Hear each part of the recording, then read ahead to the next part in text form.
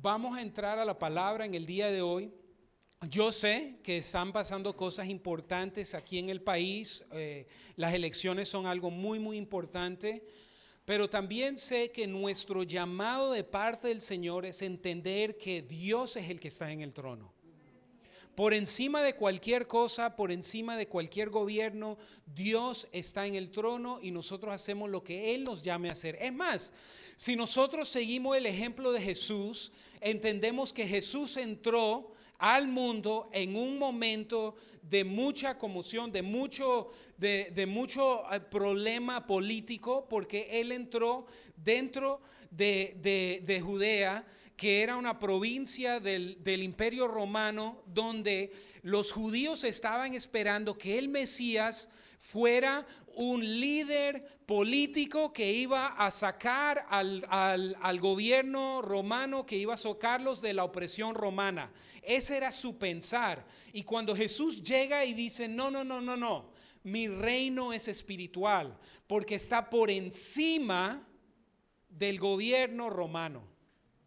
Entonces sabemos nosotros que pase lo que pase, el gobierno de nuestro Dios está por encima de cualquier gobierno terrenal. Y por eso nosotros podemos entender que nuestro llamado es de establecer el reino de los cielos aquí en la tierra. Y por eso quiero comenzar este momento con una oración, si está bien. Oremos. Padre, te damos gracias, te damos muchísimas gracias por este momento. Sabemos, Señor, que tú estás haciendo cosas grandes en este lugar, Señor, y que tú quieres hablarnos. Pedimos, Señor, que tú nos hables de una manera muy directa, muy clara, Señor. Que sea algo muy contundente en nuestras vidas, Señor. Que podamos tener claridad en lo que tú nos quieres decir en el día de hoy. Y que quites toda distracción, Señor. Padre, sabemos, Señor, que esta palabra, Señor, puede marcar algo especial en nuestras vidas hoy. Y por eso la queremos recibir. Gracias, Señor, te damos por todo. En el nombre de Jesús. Amén. Vamos a ir directamente a Hechos, capítulo 9. Vamos a leer del versículo 10 hasta el 17. Y sé que Dios nos va a hablar de una manera muy clara. Hechos 10.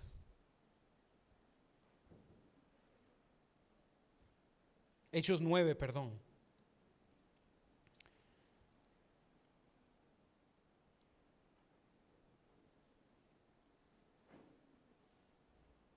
Y vamos a estar leyendo desde el versículo 10 y dice así: ahora bien, había un creyente en Damasco llamado Ananías. El Señor le habló en una visión, lo llamó. Ananías. Sí, Señor, respondió. El Señor le dijo: ve a la calle llamada derecha, a la casa de Judas. Cuando llegues, pregunta por un hombre de Tarso que se llama Saulo. En este momento él está orando.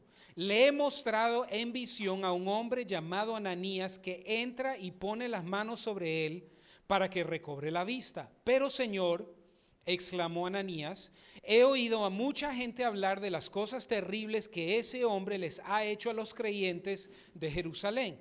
Además, tiene la autorización de los sacerdotes principales para arrestar a todos los que invocan tu nombre. El Señor le dijo, ve, porque Él es mi instrumento elegido para llevar mi mensaje a los gentiles y a reyes, como también al pueblo de Israel, y le voy a mostrar cuánto debe sufrir por mi nombre.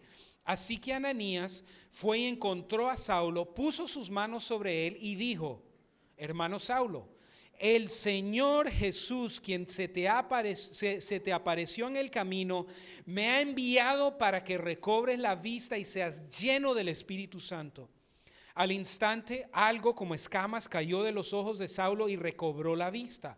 Luego se levantó y fue bautizado. Después comió algo y recuperó las fuerzas. Saulo se quedó unos días con los creyentes en Damasco. La historia que acabamos de leer es la segunda parte de una historia bastante importante en la Biblia. Porque muchos de nosotros cuando leemos la Biblia nos damos cuenta que tenemos nosotros cartas que son escritas por Pablo. Pablo era un personaje muy importante, un apóstol de la palabra que Dios usó para instruirnos a nosotros hasta el día de hoy.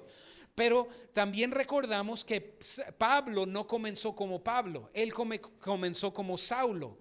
Y él era un judío religioso que le parecía a él le parecía que los cristianos eran un problema, una amenaza al judaísmo. Y por su celo por la palabra, él los comenzó a ir en contra de ellos, comenzó a buscar cómo ir y arrestarlos, buscó autorización para ir a diferentes ciudades, buscarlos, arrestarlos, traerlos de regreso al gobierno, digamos, religioso para poder ponerles cargos. A veces hasta los mataban. O sea, él era una persona que era un riesgo muy grande para los nuevos creyentes. En este mundo donde hay personas que están comenzando a creer en Jesús, la mayoría de ellos en ese momento eran judíos que a través de la palabra entendían que Jesús era el Mesías, era quien los profetas del Antiguo Testamento, eran de quien los profetas del Antiguo Testamento estaban hablando, y comenzaron a creer en Jesús. Sus vidas fueron transformadas, comenzaron a predicar la palabra, y entonces Saulo y otros comienzan a ir en contra de lo que ellos están haciendo. Saulo entonces en un momento va en camino a Damasco, y entonces en su camino hacia Damasco para ir y arrestar a los cristianos, Cristo se le aparece.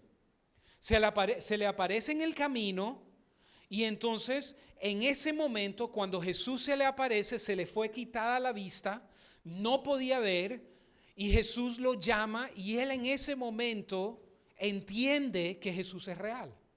Tuvo un encuentro real y verdadero con Jesucristo en ese momento, pero no tiene vista y sigue a Damasco. Algo que no tiene que ver de pronto con la enseñanza de hoy, pero creo que es importante para nosotros entender que Dios te puede encaminar desde antes de tú encontrarte con Él. O sea, así mismo como Dios encaminó a Saulo hacia Damasco, para en el camino encontrarse con Él y seguir con Él hacia Damasco y hacer algo allá, Dios se puede tener encaminado en un camino en este momento donde Él se puede encontrar contigo para hacer algo en tu vida, en el camino en el que estás. Ahora, Dios le habla a Ananías. Lo que nosotros leímos fue que ahora Saulo está entonces en la casa de alguien que se llama Judas, en una casa. En otras versiones dice en la casa de la calle que se llama derecha. O sea, la idea de la calle derecha es como acá en Norteamérica casi todas las ciudades o todos los pueblos tienen una calle importante que se llama Main Street, la calle principal. Aquí sería, digamos, en la 9 de octubre, ¿verdad? Entonces es como decir, Jesús le dice, o sea, Dios le habla a Ananías y le dice, mira, en una casa en la calle de 9 de octubre hay una casa donde está una persona que se llama Saulo. Y entonces yo me encontré con él, él no puede ver, yo le aparecí también a él y le dije que alguien que se llama Ananías va a llegar, va a orar por él y él va a recobrar la vista, porque él en este momento está orando. Entonces él le dice, yo quiero que vayas. Ahora, eso es un problema, porque Ananías es un cristiano. Saulo es un perseguidor de los cristianos. Como que si Dios te dice a ti, yo quiero que vayas y le prediques a ese tiburón. Esto, más o menos, sí. O sea, yo quiero que vayas y busques a la persona que te quiere hacer daño a ti, que te vino o sea, Ananías está en Damasco. ¿A quién buscaba Saulo? Ananías.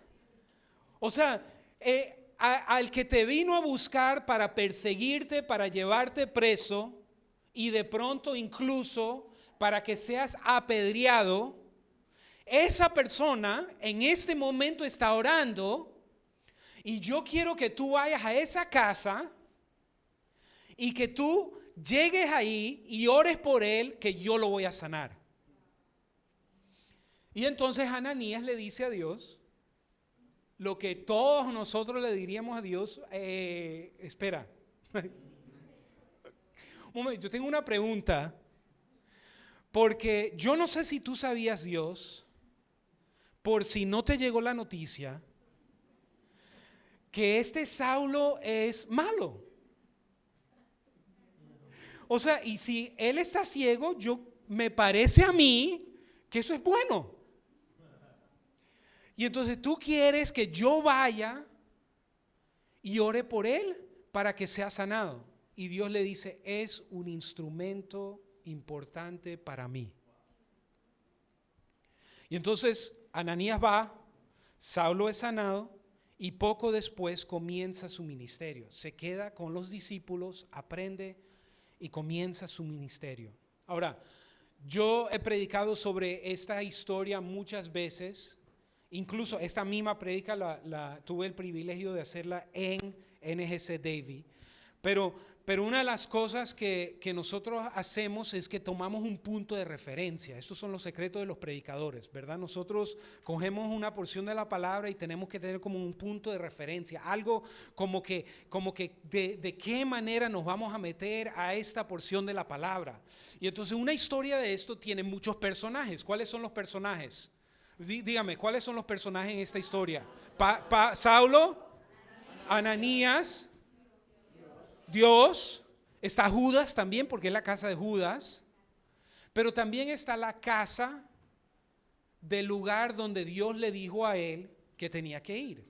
A mí me parece muy interesante que en otros momentos dice, mira, ve a la casa de tal persona, ve a la casa de tal persona, pero en este momento hace claridad y dice, ve a la casa en la calle llamada derecha. En esta casa yo he preparado algo especial. Yo he movido ciertas cosas para que justo en esta casa pase algo importante. Entonces hoy vamos a usar ese como el punto de referencia. Vamos a hablar de la casa en la calle que se llama derecha. ¿Por qué? Porque nosotros como iglesia, esta casa es llamada a ser como la casa en la calle llamada derecha, porque es el lugar del cumplimiento de las promesas de Dios. Es el lugar donde Dios ya ha preparado las cosas y ha hecho ciertos movimientos para que Él se pueda glorificar en este lugar. Es un lugar de encuentro. Es un lugar donde Dios trae familias, donde Dios va a sanar y restaurar.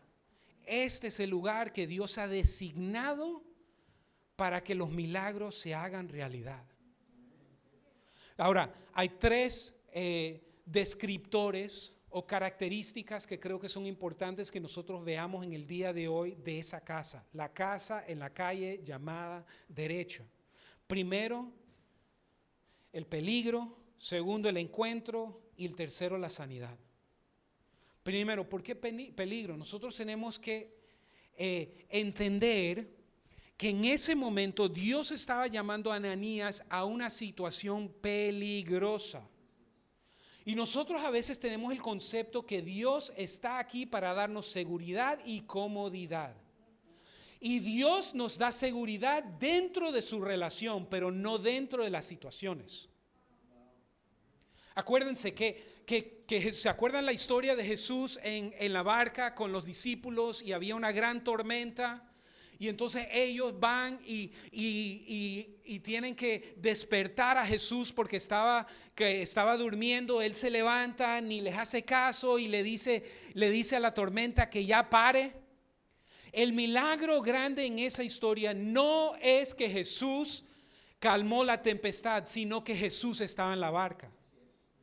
Porque la paz no depende de la falta de la tormenta. Depende de la presencia de Cristo.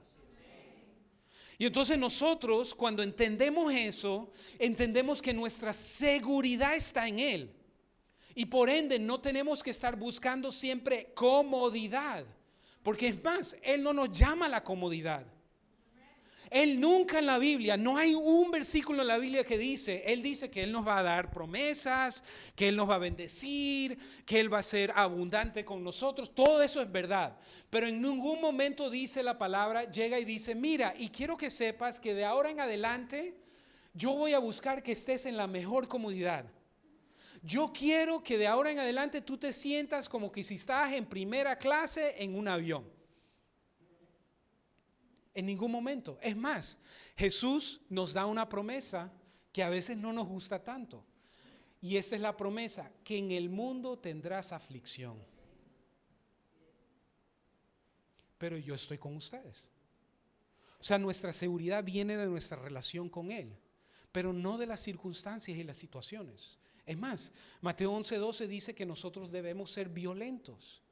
Dice que porque desde los tiempos desde antes, el reino de los cielos sufre violencia y los violentos lo arrebatan. O sea que Él en nosotros ha puesto una necesidad de algo de peligro. Y eso es lo lindo también de nuestro caminar con el Señor.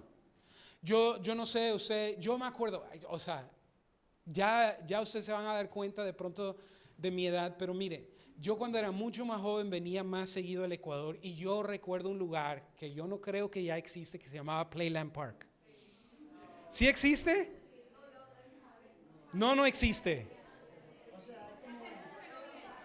Oh, ok. Bueno, yo sí, en ese tiempo yo recuerdo una montaña rusa pequeña, ¿verdad? Pero nosotros en la ciudad donde yo vivo, en esa, digamos, en la área metropolitana hay un parque de diversiones con unos roller coasters bastante grandes, ¿verdad? Y la atracción es, ¿qué? El peligro, ¿verdad? Yo nunca me metí en el de Playland Park porque yo creo que eso ya era un nivel de peligro que de pronto iba más allá de lo que yo podía. Pero mire, la idea es que dentro de nosotros nos sentimos más vivos cuando estamos en algo peligroso. Porque Dios en nosotros puso una necesidad de eso, de la aventura. Y es verdad, Dios nos ofrece a nosotros seguridad, pero no de la misma manera que el mundo lo ofrece. Que Jesús dijo, mi paz os dejo, mi paz os doy, pero no como la da el mundo. O sea, la mía es distinta, es diferente. Pero para mí, yo entiendo, como dice el apóstol Pablo después, para mí el vivir es Cristo. Yo tengo que entender que Él me llama a eso, a una vida peligrosa. ¿Y qué pasa? Es que nosotros a veces, porque es verdad, nosotros como pastores estamos buscando la mejor manera y el mejor método de asegurar que las personas vengan a la iglesia y por lo tanto que podamos tener estos momentos como tuvimos hoy. Pero a la misma vez tenemos que entender nosotros que nosotros no nos podemos aferrar a la comodidad. O sea, el llamado de la iglesia no es hacer un lugar cómodo. Es de hacer el lugar más cómodo posible para que la persona pueda venir a sentarse. Porque en la comodidad nosotros buscamos seguridad, buscamos lo conocido, nos paralizamos, queremos todo a la mano, queremos que nos hagan todo. Pero cuando nosotros vivimos en el peligro, nosotros entendemos que nos atrevemos a hacer lo que sea, aunque no sea seguro. Exploramos lo nuevo, nos lanzamos a las cosas, arrebatamos las cosas y queremos ser parte del proceso. Queremos ser parte del proceso. Entonces, ¿qué pasa? Un día como hoy, aunque a mí me parece bien la temperatura, pero un día como hoy que uno pueda decir, ay, aquí no es suficientemente fuerte el aire acondicionado. Pero hay aire. y me dieron una oportunidad en 15 días de venir preparado para comprarme un almuerzo para ayudar a que se pueda tener un aire mejor. O sea, yo puedo participar en eso. Yo puedo ser parte del cambio en este lugar, donde otras personas podrán llegar y decir, wow, qué chévere, y conocen al Señor. O sea, yo necesito entender que yo debo ser parte de lo que está pasando. Y entonces algo en mí cambia y dice, no, yo no soy consumidor. Yo no soy consumidor. Dios no me llamó a ser consumidor. Dios me llamó a arrebatar el reino de los cielos, a como sea. Y entonces mi mentalidad cambia. Y dejo de siempre de demandar y comienzo a dar. Porque entiendo que sí he sido llamado al peligro. Segundo, es un lugar de encuentro.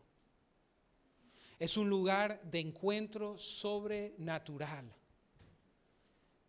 Dios llama a Ananías a encontrarse con Saulo en la casa, en la calle llamado Derecha.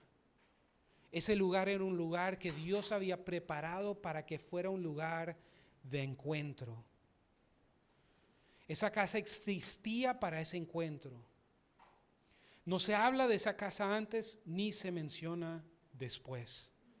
Pero nosotros somos llamados a ser una casa de encuentro, de reconciliación. Miren lo que dice 2 Corintios 5, 18 y 19. Dice, y todo esto procede de Dios, después de decir que todos nosotros somos nueva criatura en Cristo, todo lo viejo ha pasado, dice, y todo esto procede de Dios, quien nos reconcilió con Él mismo por medio de Cristo y nos dio el ministerio de la reconciliación. Es decir, que Dios estaba en Cristo reconciliando al mundo con Él mismo, no tomando en cuenta a los hombres sus transgresiones. Y nos ha encomendado a nosotros la palabra de la reconciliación. Somos un lugar de reconciliación. Ustedes se imaginan a Ananías con todo el temor que él tenía de encontrarse con Saulo, y Saulo todo el odio que él había tenido contra los cristianos, y Dios usa esta casa para unirlos a los dos y reconciliarlos. La casa del Señor es un lugar de reconciliación. Cuando ese es nuestro trabajo, uno espera que se haga ese trabajo, ¿verdad? Si tú vas a un lugar y tú pagas por un servicio y no te hacen el servicio pero te hacen otro, ¿qué vas a decir? No vine para eso. Si tú llegas a un lugar y quieres que te corten el pelo y tú dices, córteme el pelo, y te hacen las uñas, y sales con el mismo peinado. No, porque tú pagaste, ¿por qué? Para que te cortaran el pelo. Entonces, si Dios nos dice a nosotros que nuestro ministerio es la reconciliación, y Jesús, su única oración por nosotros fue que nosotros fuéramos uno, como Él y el Padre son uno, y no hay reconciliación, ¿qué va a decir Él?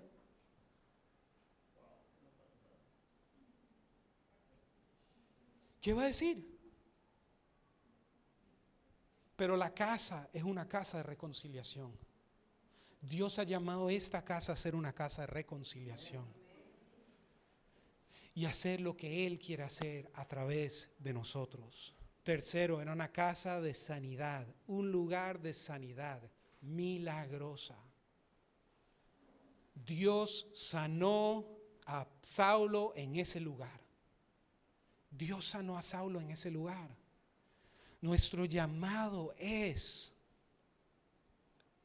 ser una casa de sanidad, donde puedan venir personas que tienen aflicciones diferentes, y la mayoría de las aflicciones no son físicas, son emocionales, son internas, falta de perdón, situaciones difíciles que vivimos. Pero esta casa es una casa de sanidad. Miren lo que dice Jesús de su llamado. En Lucas 4, 19 al 19. Dice: el Espíritu del Señor está sobre mí por cuanto me ha ungido para anunciar buenas nuevas a los pobres. Me ha enviado a proclamar libertad a los cautivos y a dar vista a los ciegos, a poner en libertad a los oprimidos, a pregonar el año del favor del Señor. Ese es su llamado, traer esa sanidad, traer la libertad. Él dijo en Lucas 4 que ese fue su llamado. Miren lo que dice en Mateo 11:4, que Él lo cumplió. Cuando le van y le preguntan si Él es el Mesías, Él dice: vayan y cuenten a Juan lo que oyen y ven. Los ciegos reciben la vista, los cojos andan, los leprosos quedan limpios, los sordos oyen, los muertos son resucitados y a los pobres se le anuncia el evangelio. Él hizo lo que Él dijo que Él iba a hacer, porque el propósito de Él fue traer sanidad, sanar nuestra relación con Dios, pero sanarnos a nosotros también. Y esta casa será una casa de sanidad. Esta casa será una casa peligrosa. Esta casa será una casa de no comodidad, sino de compromiso. Este será una casa de reconciliación y será una casa de sanidad. ¿Alguien me puede ayudar con el teclado?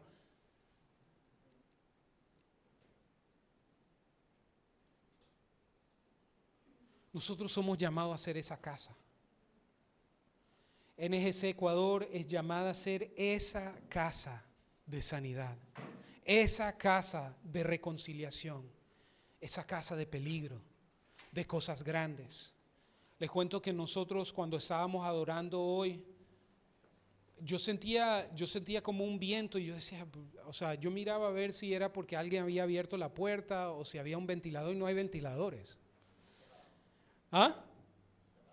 Está apagado. Pero yo sentía y yo decía, wow, o sea, chévere que se sienta esa brisa. Pero después me puse a orar y yo decía, ¿sabe que yo siento? Y esto es lo que yo estaba sintiendo, como que si no tuviéramos paredes alrededor. Como que si Dios estuviera rompiendo las paredes alrededor de esta casa.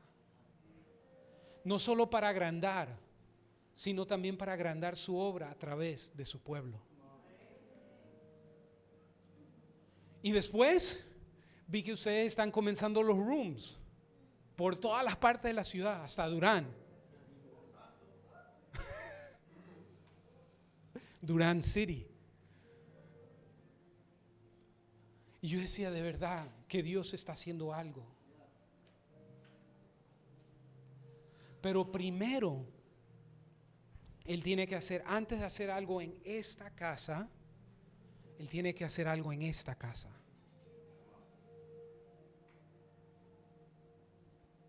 Donde nosotros renunciamos a la comodidad. Es un llamado grande, porque nos gusta mucho la comodidad.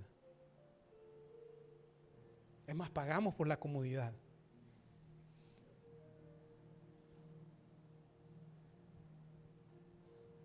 Donde primero necesitamos reconciliación aquí, con los demás, con los que están a nuestro alrededor, con los que son distintos a nosotros, con los que siguen un partido político distinto al nuestro.